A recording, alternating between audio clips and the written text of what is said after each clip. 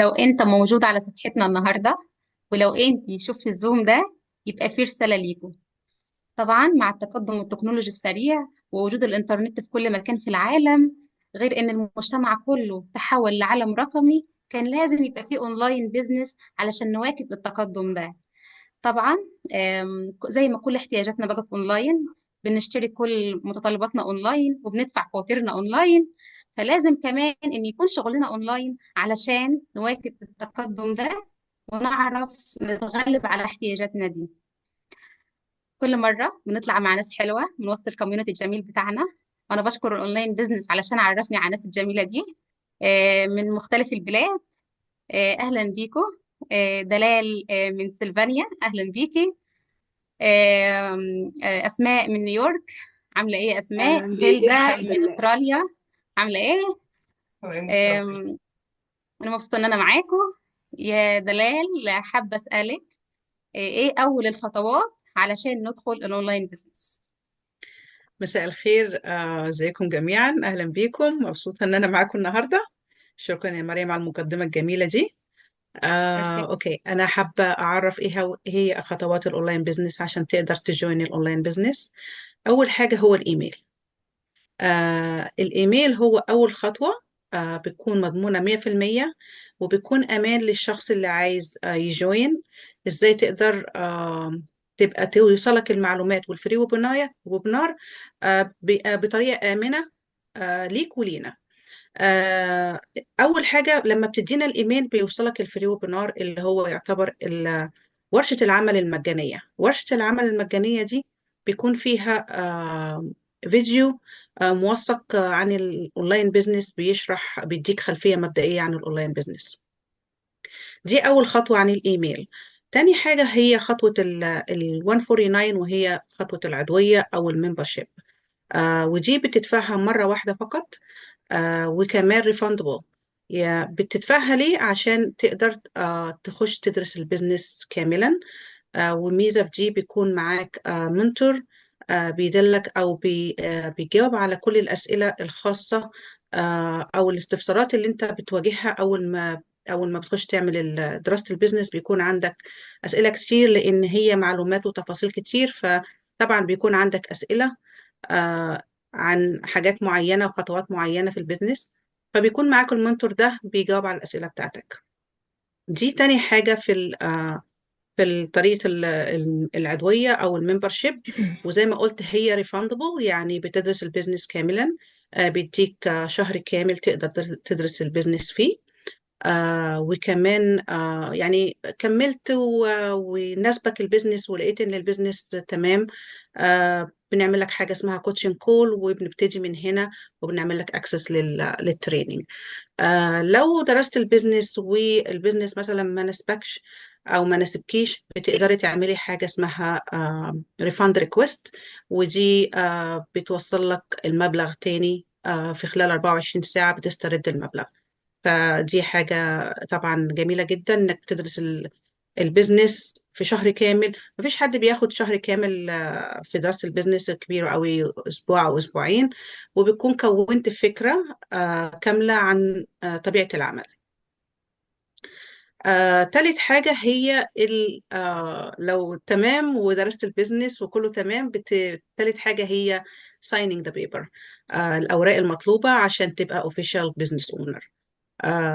بمجرد ما بتخلص الخطوة دي وبتكون ساينت كل الأوراق المطلوبة، بتكون بتستلم الاي دي وبتعمل لك اكسس كامل للتريننج عشان تبقى official business owner in our community. رابع حاجة، أول ما بتخلص التريننج وبيكون معاك كوتش وبيكون معاك منتور، بتلاقي نفسك جوه كوميونيتي كبير. يعني متوسع من جميع أنحاء العالم. بتشوف ناس الكوميونتي ده بيساعدك. بتشوف كل الحاجات اللي هي النجاحات اللي حاصلة، وبتساعدك في كل حاجة. أي سؤال أنت مش مفهوم، أي خطوة وقفت معاك، بتقدر تسأل والكوميونتي بترد عليك وبنضمك لكل الجروبات الخاصة بينا. تمام. ف... تمام. تمام. تمام. لا ميرسي على تمام، الإجابة يا خطوات دلال. خطوات واضحة جدا. تمام. تمام.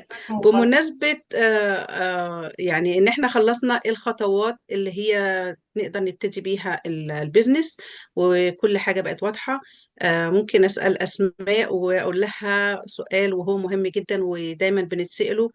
هو أنا لما عملت جوين للبيزنس دلوقتي وبقيت اوفيشال بيزنس اونر، أقدر أسيب الشغل الأساسي بتاعي واعتمد على الأونلاين بيزنس في البداية؟ آه، أهلا بكم جميعا الأول. أهلا بيك يا أسماء. نرد على السؤال. آه، دي الحاجة الوحيدة اللي هيبقى فيها هنقول تشابه ما بين الأونلاين بيزنس بتاعنا وأي تراديشنال بيزنس تاني. دي النقطة الوحيدة اللي بيكون فيها التشابه. انت لو عندك اي تراديشنال بيزنس بتبدأه اللي هو اوفلاين بيزنس زي ما بنقول، على الأقل بتبقى عامل لنفسك فترة. انت مش بتنتظر دخل من الاوفلاين بيزنس ده او التراديشنال بيزنس ده.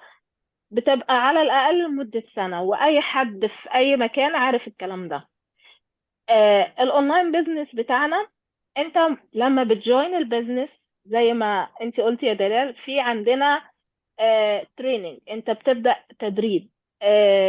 التدريب ده على حسب انت وقتك ومجهودك هتخلصه في قد ايه. في متوسط من شهرين ل3 شهور.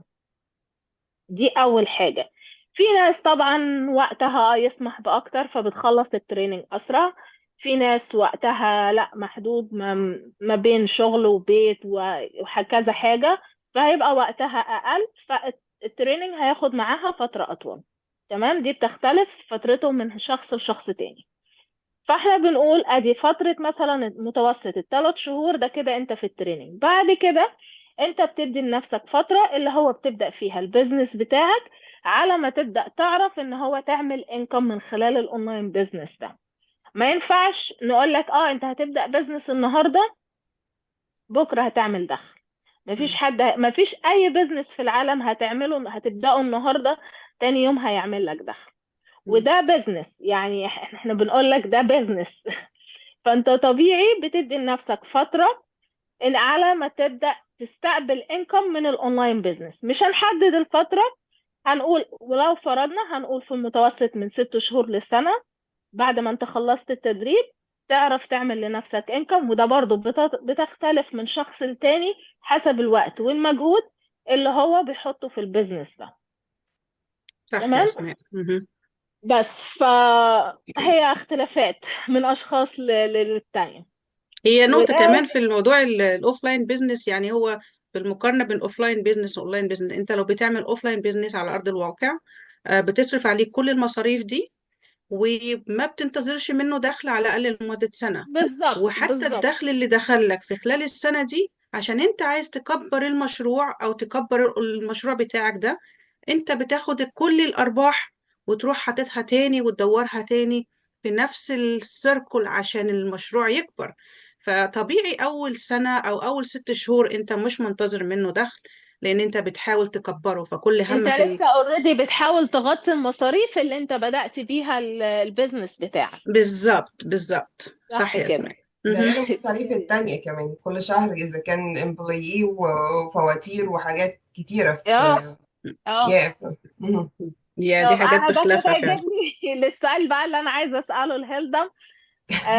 دايما الناس بقى بتقعد تقول ايه الاوتوميتد سيستم، يعني ايه اوتوماتيك سيستم. فانا عايزه نوضح للناس هل البيزنس ده بيحتاج مني ان انا اشتغل بنفسي، ولا علشان في اوتوماتيك سيستم مش محتاجني ان انا اشتغل ولا ادير ولا اعمل اي حاجه فيه. اوكي. هلو everyone، يعني في البداية مبسوطة ان انا معاكم النهاردة. بالنسبة للأوتوميتد سيستم، زي أي مكان أنت بتروح، بس من أي بيزنس على مستوى العالم لازم يبقى ليه السيستم بتاعه اللي يديره بيه.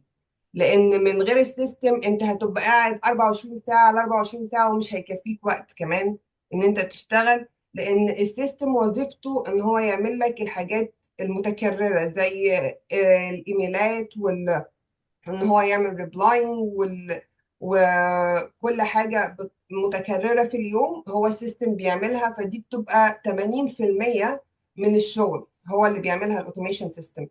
بالنسبة لل 20% اللي باقية دي بتبقى في ليك انت.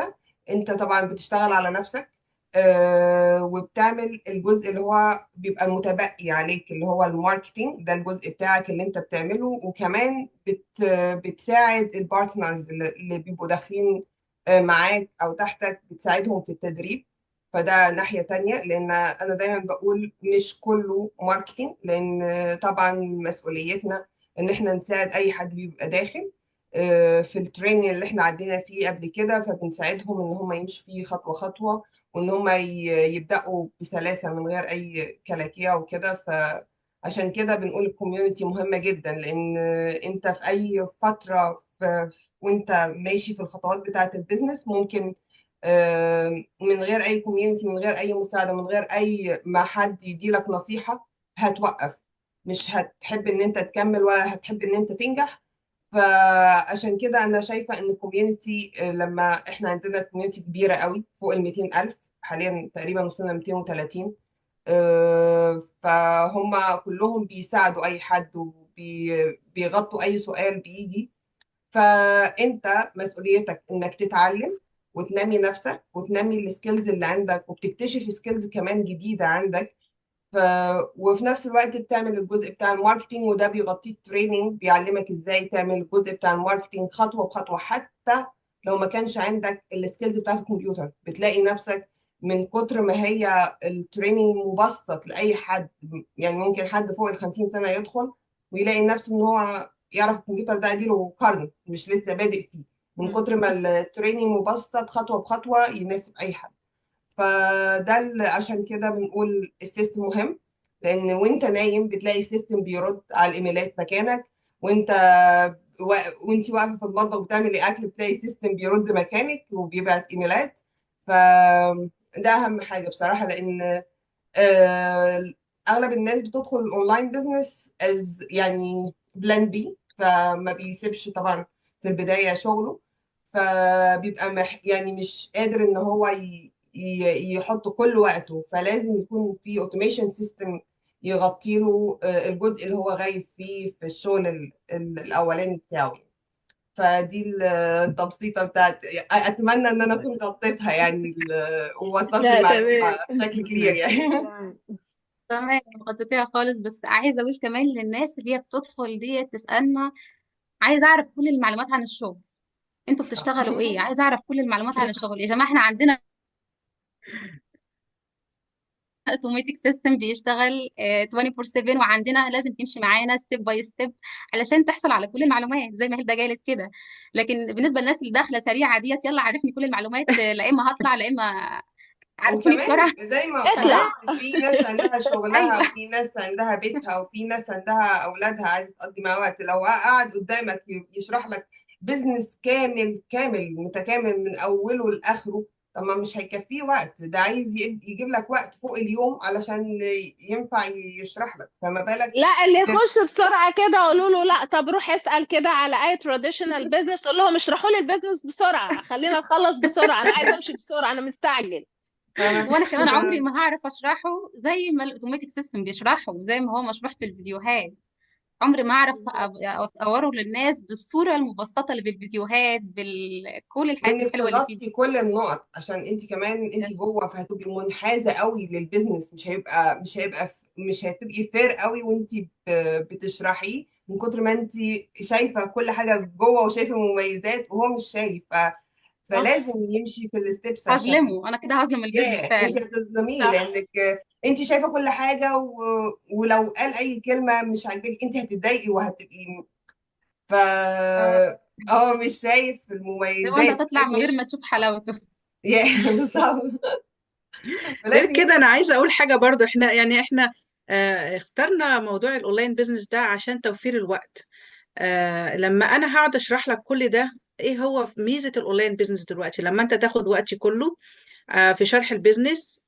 طب ما انا مش مستفاده بوقتي دلوقتي. يعني انا صح. ميزه البيزنس ان هو اونلاين، عشان بنقول لك تعالى ادرس البيزنس، خد بنديك المعلومات المبدئيه عشان تدرس البيزنس. لو انا هشرح، انا مش هعرف اشرح كل اللي في البيزنس. بلس ان انت بتاخد وقت من وقتي انا، عشان ومهما اشرح لك انت بتضيع وقتي، بس في نفس الوقت انا ما بشرحلكش زي ما هو خبراء حاطين الشرح كامل للناس اللي تخش تفهم. يس صح. بالظبط كده. كان لقاء جميل طبعا معاكم. زي ما عرفنا من دلال الخطوات لازم نمشي ستيب باي ستيب، ما ينفعش كده ان احنا ناخد الطريق على طول. كمان أسماء عرفتنا حتة حلوة خالص إن إحنا مش لازم نسيب شغلنا، عادي نشتغل بجانب الشغل. هيلدا كمان عرفتنا الاوتوماتيك سيستم وده جماله، ولما يبقوا كمان اللي معانا شايفين الاوتوماتيك سيستم مش هيقولوا للناس يلا بسرعة، لا، هيقولوا لهم لازم تمشي واحدة واحدة علشان هم كمان يكسبوا وقتهم في البيزنس. لأي حد حابب يدخل البيزنس وعنده إرادة حقيقية للنجاح إن هو يدخل معانا البيزنس، تواصلوا معانا واحنا نعرفكم ازاي تمشوا في البيزنس خطوه بخطوه. باي. شكرا لكم. باي. يا شكرا شكرا لكم. يا أسماء. باي. باي.